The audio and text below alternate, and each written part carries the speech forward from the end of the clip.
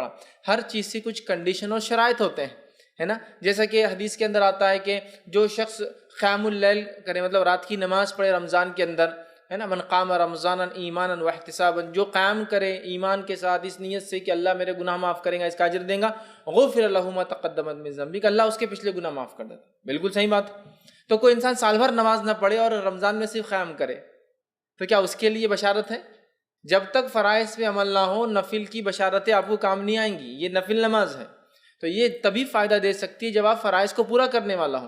یہ ان کے لیے بھی نہیں ہوگا جو صرف رمضان کے فرائض پورے کرتے اور سال بھر نہیں پڑھتے ہیں، بلکہ یہ اس بندے کے لیے ہے جو اللہ کی عبادت ہمیشہ کرتا ہے لیکن رمضان میں بڑھ چڑھ کر کرتا ہے، اضافی کرتا ہے. تو اس کے لیے غفر له ما تقدم من ذنبه، پچھلے گناہ معاف ہوتے ہیں. کون سے گناہ؟ علماء لکھتے ہیں صغائر، کبیرہ گناہ کے لیے توبہ شرط ہے. ٹھیک ہے. تو لہٰذا فرائض کا کرنے والا ہے تو پھر قیام اللیل کا فائدہ اٹھا پائیں گے. سمجھا بات؟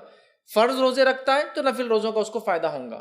ورنہ نفل روزوں کی بھی فضائل آتے ہیں کہ جیسا ایک نفل روزہ رکھ لیا جائے، یا سنت موقعہ جس کو کہیں گے ہم، جو ہے کہ کوئی شخص اگر ایک روزہ رکھے ذی الحجہ کا، ہے نا، ذی الحجہ میں جو 9 ذی الحجہ کا عرفے کا روزہ رکھ لے تو اس کے 2 سال کے گناہ معاف ہوتے. تو انسان 2 سال تک روزے نہ رکھے یا زندگی بھر فرض روزے نہ رکھے اور بولے ارے حدیث میں تو ہے نا 2 سال کے، تو کس کے لیے ہے؟ کنڈیشن ہے نا کچھ فرائض پر اہتمام.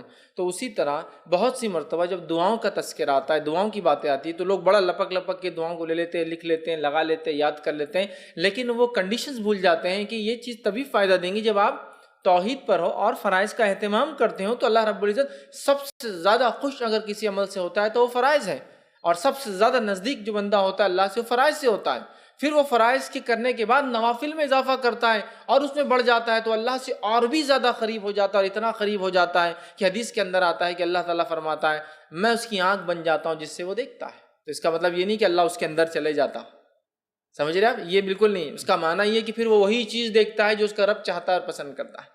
وہ اپنے ہاتھ سے وہ کام کرتا ہے جو اللہ چاہتا ہے، اللہ اس کا ہاتھ بن جاتا ہے. مطلب ہر وہ کام وہ کرتا ہے جو اللہ چاہتا ہے. ٹھیک ہے، حدیث میں الفاظ ہیں.